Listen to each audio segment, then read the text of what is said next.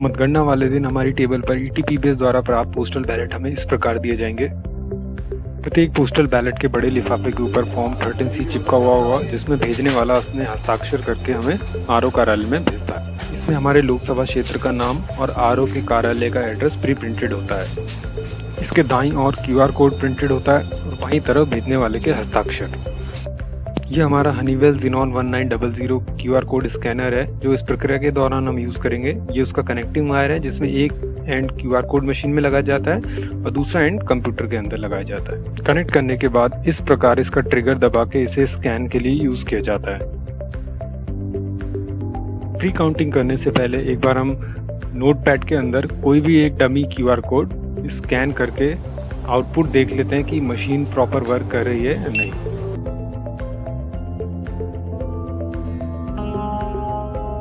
तो ईटीपीबीएस की pre counting के दौरान हमें केवल मोजिला फायरफॉक्स ब्राउजर का ही यूज करना है। हमारे यहाँ किस प्रकार के चुनाव की मतगणना की जा रही है उसने पढ़ लेना है। तो फाइनली ये मेन हमारा प्री काउंटिंग प्रोसेस का मॉड्यूल है, जिसका यूज करके हमें सारे postal ballot QR code scanner से 1 बाय 1 स्कैन करने हैं। तो 13C की टैब में ये हमारी सर्विस वोटर टेबल है, जिसमें जैसे जैसे हम स्कैन करते चलेंगे वैसे वैसे सर्विस वोटर के नाम और उनके सीरियल नंबर यहाँ पॉपुलेट होते रहेंगे। इसके जस्ट ऊपर सर्विस वोटर की ड्रॉप लिस्ट है।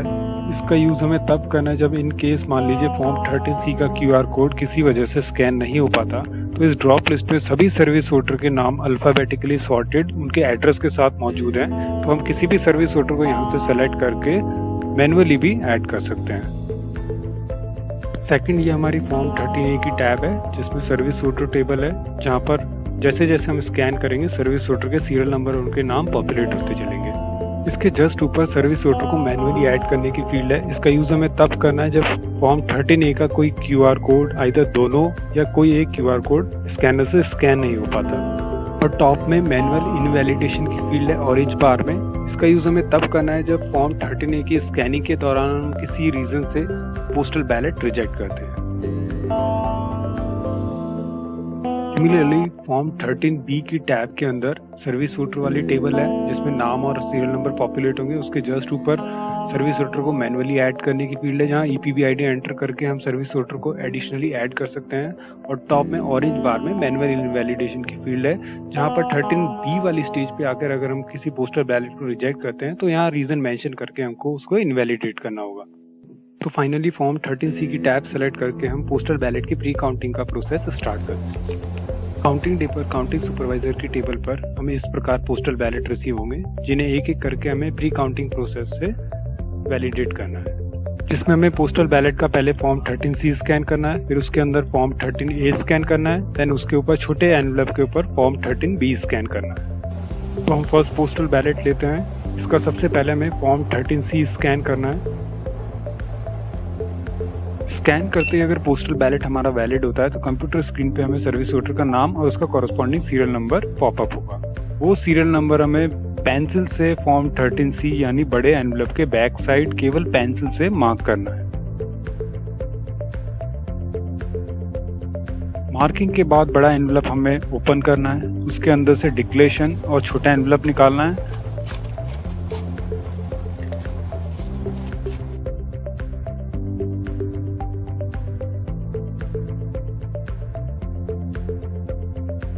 अब डिक्लेरेशन फॉर्म को हमें अनफोल्ड करना है। डिक्लेरेशन फॉर्म के ऊपर एक 40 डिजिट का EPB ID और बॉटम में 2 QR कोड प्री प्रिंटेड होते हैं और साथ में उस सर्विस वोटर का नाम और उसका रेजिडेंस एड्रेस भी प्री प्रिंटेड होता है।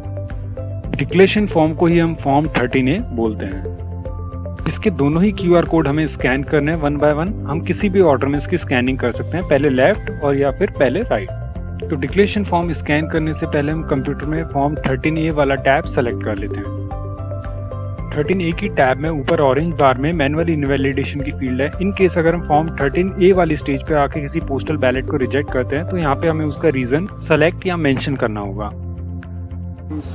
स्कैन करते टाइम हमें सावधानी रखनी होगी कि स्कैनर की रेंज में कोई दूसरा QR कोड नहीं हो। जैसे ही हमने एक QR कोड स्कैन किया तो देखिए स्क्रीन पर अभी केवल एक ही पार्ट हमारा कंप्लीट हुआ है, दूसरा पार्ट अभी येट टू बी स्कैन्ड है। तो कंप्लीट करने के लिए हमें दूसरा QR कोड भी ऑर्डर में स्कैन करना होगा। दूसरा स्कैन करते हैं। जैसे ही हमने दूसरी स्कैनिंग की तब हमारा फॉर्म 13A की स्कैनिंग वाला पार्ट कंप्लीट हुआ और जो सीरियल नंबर सिस्टम ने जनरेट किया वही सीरियल नंबर हमें डिक्लेरेशन फॉर्म के पीछे यानी फॉर्म 13A के बैक साइड में केवल पेंसिल से मार्क करना है। डिक्लेरेशन फॉर्म के बाद हमको छोटा एनवलप यानी फॉर्म 13B स्कैन करना है। छोटे एनवलप के ऊपर आप देखिए 40 डिजिट का EPB IDB प्री प्रिंटेड होता है। इसकी मदद से हम सर्विस वोटर को वेरीफाई या सिस्टम के अंदर मैनुअली ऐड भी कर सकते हैं।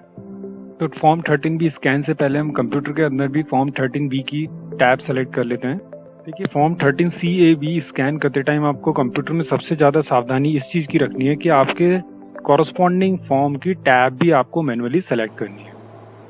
तो जैसे ही हम फॉर्म 13B का QR कोड स्कैन करेंगे सिस्टम हमें फिर से एक सीरियल नंबर जनरेट करके शो करेगा। वही सीरियल नंबर हमें फॉर्म 13B यानी छोटे एनवलप के बैक साइड पर केवल पेंसिल से मार्क करना है।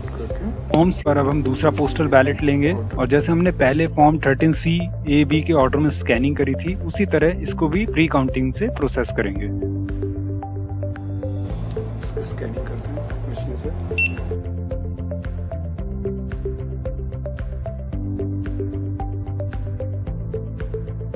सीरियल नंबर को पेंसिल से back side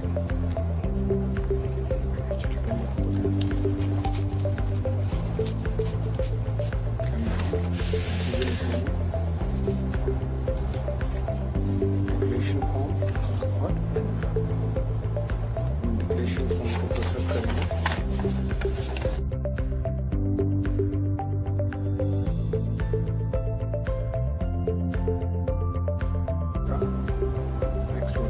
QR code scan करते हैं।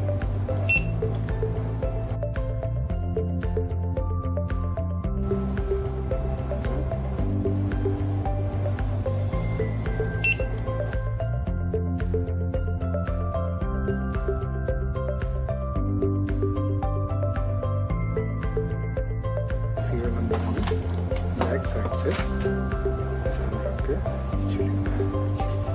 रख देते हैं।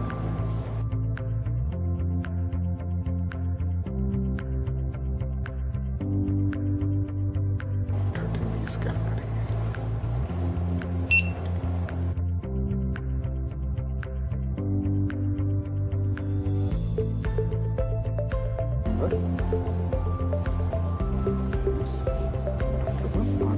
अब हम तीसरा पोस्टल बैलेट प्रोसेस करेंगे। उसके लिए हमें कंप्यूटर में फॉर्म 13C वाली टैब सेलेक्ट करनी होगी। इस पोस्टल बैलेट का देखिए फॉर्म 13C का QR कोड डैमेज है। इस केस पे इस पोस्टल बैलेट को हमें प्री काउंटिंग में किस तरह प्रोसेस करना है वो एक बार देख लेते हैं। ऐसा काउंटिंग डे पर आपके साथ कई बार होगा जब पोस्टल डिपार्टमेंट भी QR कोड के ऊपर अपनी सील लगा देता है या फिर लो क्वालिटी प्रिंट की वजह से भी QR कोड फॉर्म 13C का हमारा स्कैनर रीड नहीं कर पाता। ऐसे केस में आपके काउंटिंग सुपरवाइजर की परमिशन मिलने के बाद फॉर्म 13C को ओपन किया जाएगा। कंप्यूटर के अंदर फॉर्म 13C की ही टैब हमको ओपन रखनी है। फॉर्म 13C के अंदर से हमको डिक्लेरेशन फॉर्म निकालना है। डिक्लेरेशन फॉर्म को जब हम अनफोल्ड करेंगे तो उसके अंदर देखिएगा लोअर हाफ पार्ट पे सर्विस वोटर का नाम प्री प्रिंटेड होता है और अपर हाफ पार्ट में उस सर्विस वोटर का कॉरस्पॉन्डिंग रेजिडेंस एड्रेस प्रिंट होता है। इन्हीं दो इन्फॉर्मेशन का यूज करके हमको फॉर्म 13C की टैब के अंदर जो मैनुअली सर्विस वोटर को ऐड करने की जो ड्रॉप फील्ड है उसमें इस सर्विस वोटर का नाम और एड्रेस के बेसिस पे ढूंढ के उसको मैनुअली नीचे टेबल में ऐड करना है। अगर ये पोस्टल बैलेट वैलिड है तो कंप्यूटर में जैसे ही हम इसको मैनुअली ऐड करते हैं तो टेबल में उस सर्विस वोटर का नाम और उसका कॉरस्पॉन्डिंग सीरियल नंबर जनरेट हो जाता है। वही सीरियल नंबर हमको ट्रेडिशनली जैसे हम पहले करते आए थे फॉर्म 13C के बैक साइड पेंसिल से मार्क करके लिखना है और फर्दर बाकी सारे फॉर्म 13A और B पहले की तरह हमको स्कैन करने हैं।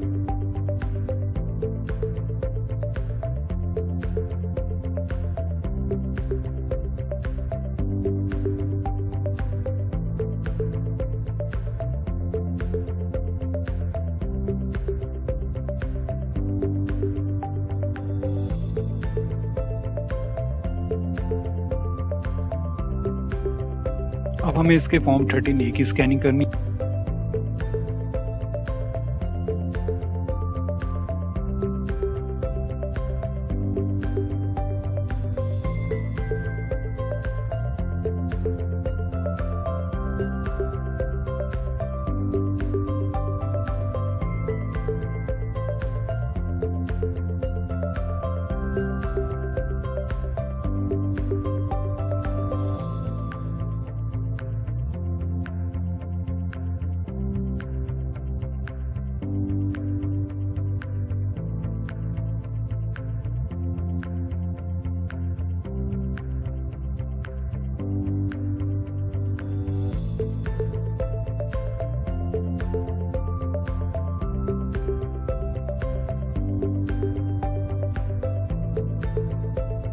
हम फोर्थ पोस्टल बैलेट भी इसी तरह प्रोसेस करेंगे।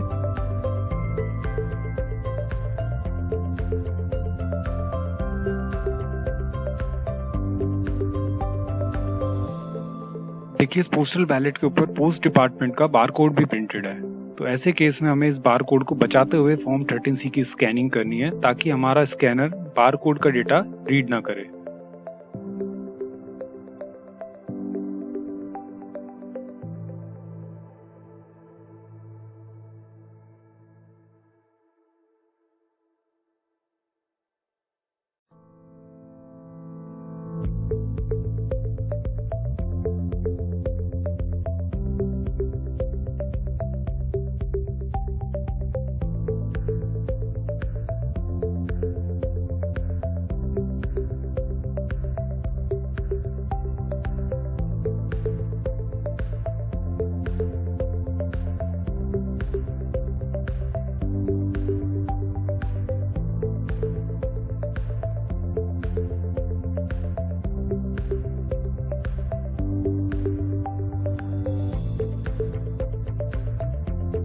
इस पोस्टल बैलेट का जब हमने फॉर्म 13C और A स्कैन कर लिया तो अब देखिए इसमें छोटा एनवलप निकालते हैं। जब हम निकालते हैं तो देखते हैं इसके ऊपर फॉर्म 13B कहीं पर भी प्रिंटेड नहीं है। उस केस में इसको किस तरह रिजेक्ट करना है स्टेज 13B पर, वो एक बार देख लेते हैं।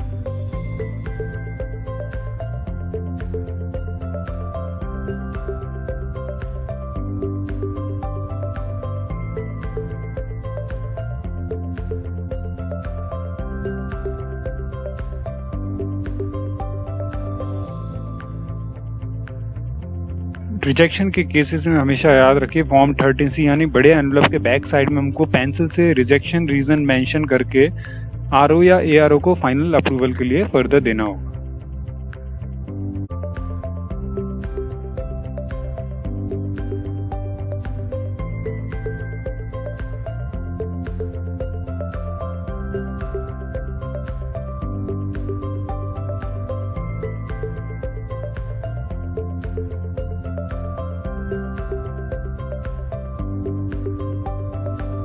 पोस्टल बैलेट के अंदर फॉर्म 13A मिसिंग है, तो इस केस में हमको इससे 13A की स्टेज पे किस तरह रिजेक्ट करना है वो देख लेते हैं।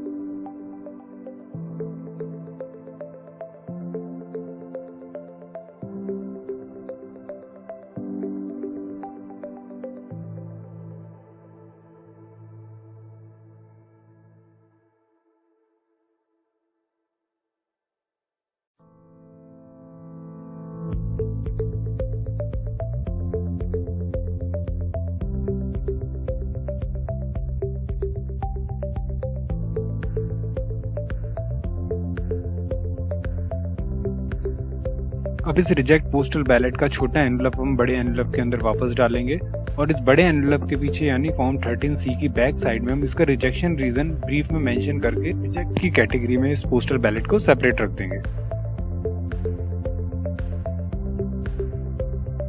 अब हम next postal ballot pre counting में प्रोसेस करेंगे।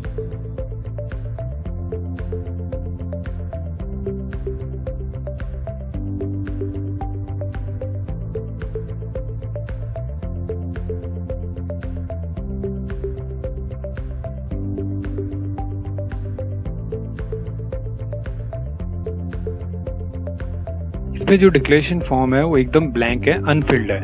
हमको इस स्टेज में इसकी जांच नहीं करनी है और इसको ब्लाइंडली स्कैन करना है।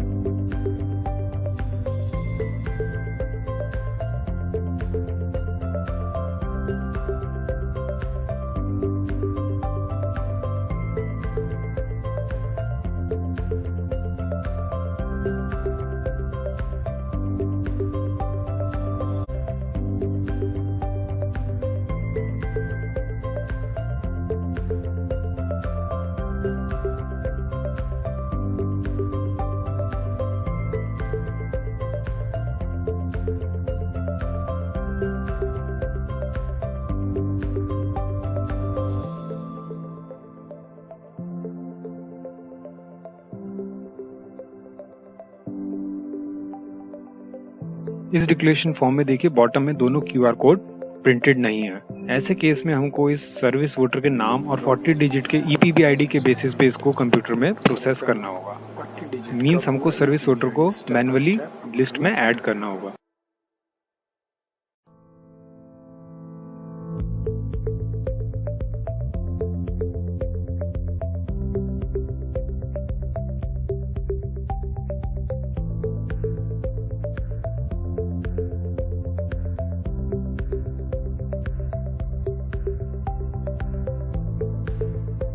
ऐड करते ही सिस्टम हमको जो हमने EPB ID एंटर करी थी और सर्विस वोटर का नाम प्रीव्यू में दिखाता है एक बार। यहाँ पर हमको एक बार वेरीफाई कर लेना है कि EPB ID हमने सही डाली, अदरवाइज हमारा पोस्टल बैलेट कंप्यूटर इनवैलिडेट कर दे। इस वाले केस में हमने EPB ID और सर्विस वोटर का नाम सही चूज किया था और सही एंटर किया था, इसलिए हमारा सर्विस वोटर का नाम नीचे डिस्प्ले हो गया है और उसका कॉरस्पॉन्डिंग सीरियल नंबर जनरेट हो गया है। अब यूजुअली हम जैसे पहले करते आए थे उसी तरह इस पोस्टल बैलेट को प्रोसेस करना है।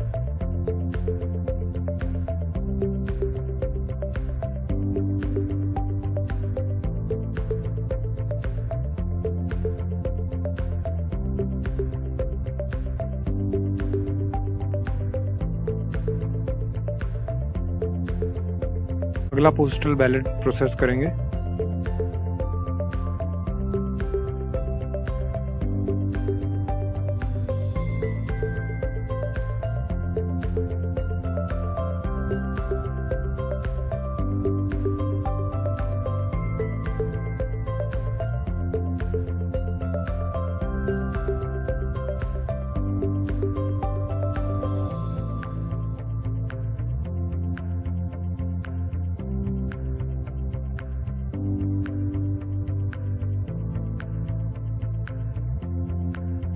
पोस्टल बैलेट के फॉर्म 13C के अंदर देखिए बैलेट पेपर हमारा ओपनली रखा हुआ है बिना छोटे एनवेलप में डाले, तो ऐसे केस में ये पोस्टल बैलेट पूरा ही रिजेक्ट होगा।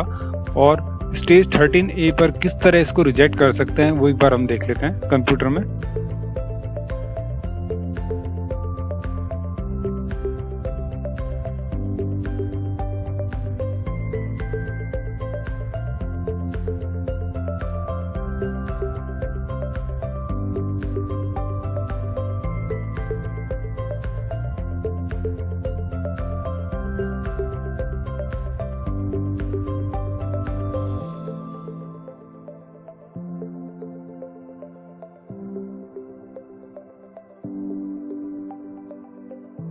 सिस्टम में इसको इनवैलिडेट करने के बाद इसका पोस्टल बैलेट पेपर और डिक्लेरेशन फॉर्म वापस फोल्ड करके हम बड़े एनवेलप के अंदर डाल के बड़े एनवेलप के बैक साइड में रिजेक्शन का रीजन ब्रीफ में मेंशन करके इसको रिजेक्ट की कैटेगरी में पूरे पोस्टल बैलेट को सेपरेट रख देंगे।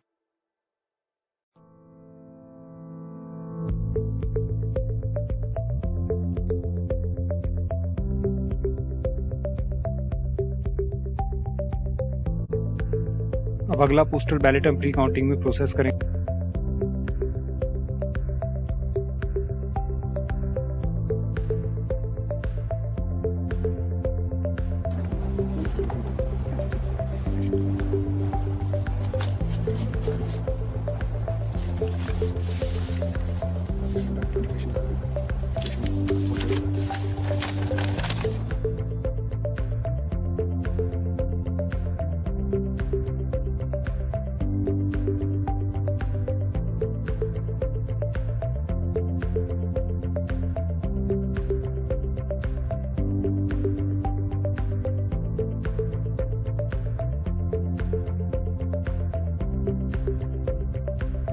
देखिए यदि फॉर्म 13B यानी छोटे एनवेलप के ऊपर का बार कोड अगर डैमेज हो या रीड नहीं कर पाए, उस केस में हमें 40 डिजिट का EPB ID का यूज करके किस तरह इसको मैन्युअली ऐड करना है वो भी हम देख लेते हैं।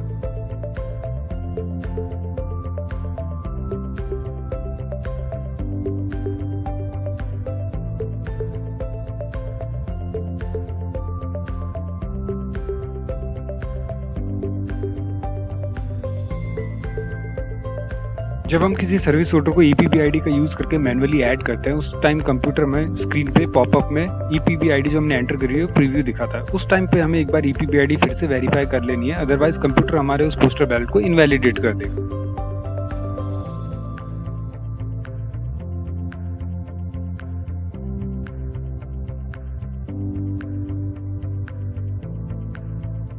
अब हम प्री काउंटिंग में प्रोसेस करेंगे।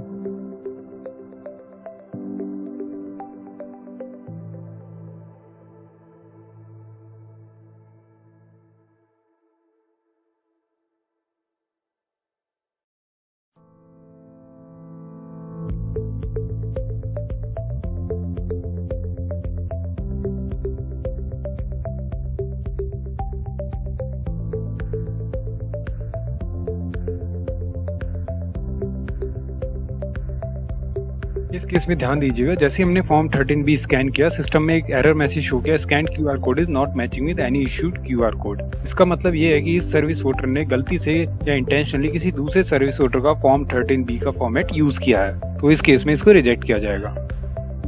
ऐसे केसेस में आप ये भी देखिए, डिक्लेरेशन फॉर्म के ऊपर जो EPBID प्रिंटेड है और फॉर्म 30B के ऊपर जो EPBID प्रिंटेड है वो डिफर है। ऐसे केसेस में गाइडलाइन के अकॉर्डिंग इस पोस्टल बैलेट को रिजेक्ट किया जाएगा।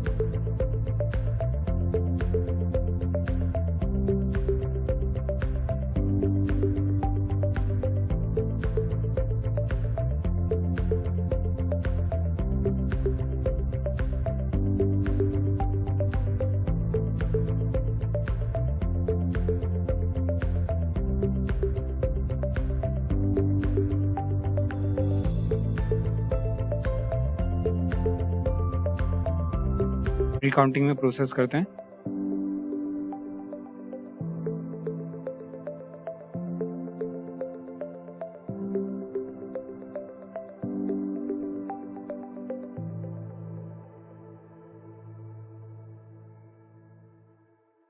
काउंटिंग डिपर मानवीय भूल की वजह से फॉर्म 13C को 2 बार गलती से स्कैन कर देते हैं, आपस में बात करने की वजह से भूल जाते हैं कई बार। उस केस में सिस्टम हमें एक बार अलर्ट देता है स्क्रीन पर कि कहीं आपने गलती से फॉर्म 13A की जगह वापस से 13C को ही तो स्कैन नहीं कर लिया। उस केस में हमारा इस टैब को यहाँ पर करेक्ट कर सकते हैं। उस केस में सिस्टम हमने जो सेकंड टाइम गलती से स्कैन कर लिया उसको इनवैलिडेट नहीं करेगा।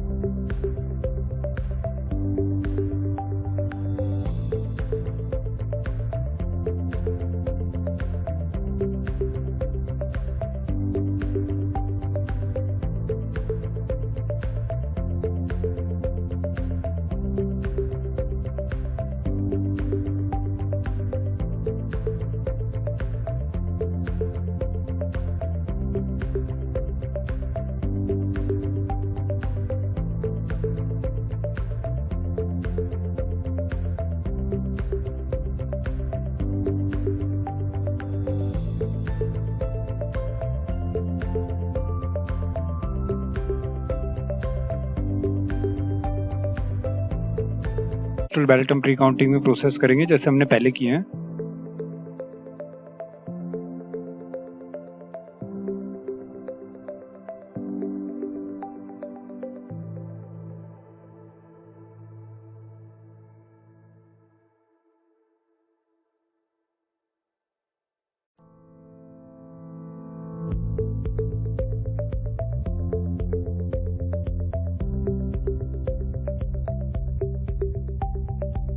इस केस में भी ध्यान दीजिएगा, जैसे हमने फॉर्म 13A स्कैन किया, कंप्यूटर में एक एरर मैसेज शो किया, scan QR code is not matching with any of the issued QR code. मतलब ये वाला डिक्लेरेशन फॉर्म इस सर्विस वोटर ने गलती से या इंटेंशनली किसी दूसरे सर्विस वोटर का यूज में ले लिया है, तो इस केस में भी ये पोस्टल बैलेट पूरा ही रिजेक्ट।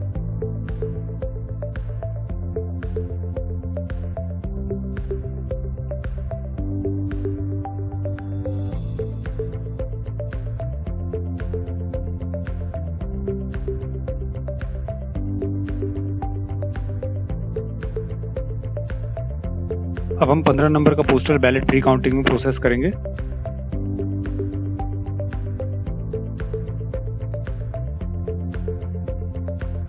इस केस में स्पेशली ध्यान दीजिएगा, जैसे इस पोस्टल बैलेट का हमने फॉर्म 13C स्कैन किया, कंप्यूटर स्क्रीन पे देखिए एक एरर मैसेज शो करता है कंप्यूटर कि अभी जो हम 15 नंबर का पोस्टल बैलेट प्रोसेस कर रहे हैं, जिसका फॉर्म 13C हमने स्कैन किया, वो 2 नंबर का जो हम प्रीवियसली स्कैन कर चुके 2 नंबर के सर्विस वोटर के साथ उसका फॉर्म 13C डुप्लीकेट है। इस केस में ECI की गाइडलाइन के अकॉर्डिंग इस पोस्टल बैलेट और 2 नंबर के पोस्टल बैलेट दोनों को ही रिजेक्ट किया जाएगा। कंप्यूटर में ऑटोमेटिकली ये दोनों ही पोस्टल बैलेट अपने आप रिजेक्ट मार्क हो जाएंगे।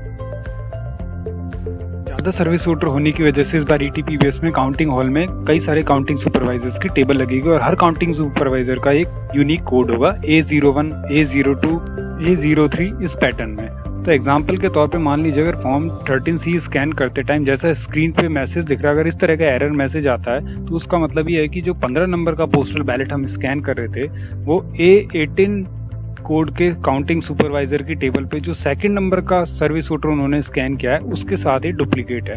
उस केस में A18 की टेबल पर से सेकंड नंबर का जो सर्विस वोटर का पूरा पोस्टल बैलेट था जो उन्होंने पहले वैलिड स्कैन कर लिया था, वो ट्रेस बैक करके निकाल के हमारी टेबल पे लाके 15 नंबर और A18 का सेकंड नंबर पोस्टल बैलेट एक साथ रखा जाएगा और दोनों ही इस केस में रिजेक्ट होंगे। और A18 की टेबल पर कंप्यूटर स्क्रीन में सेकंड नंबर का सर्विस वोटर ऑटोमेटिकली इनवैलिडेट अपने आप हो जाएगा। तो अब हमारे ट्यूटोरियल वाले केस में 15 और उसी टेबल पर जो सेकंड नंबर का सर्विस वोटर का पोस्टल बैलेट था वो दोनों इनवैलिडेट होंगे, दोनों एक साथ रख के रिजेक्ट किए जाएंगे। तो हम फॉर्म 13C जो हमने ओपन कर लिए थे उस बंडल में से सेकंड नंबर के पोस्टल बैलेट का फॉर्म 13C निकालेंगे।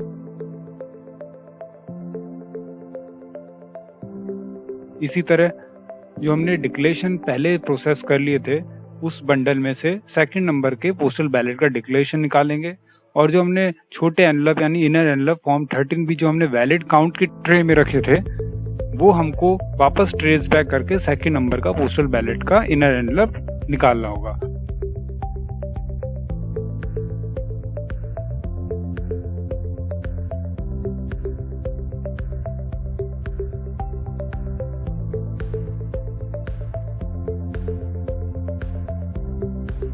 ये 15 और सेकंड नंबर का पोस्टल बैलेट दोनों एक साथ रख के रिजेक्ट किए जाएंगे।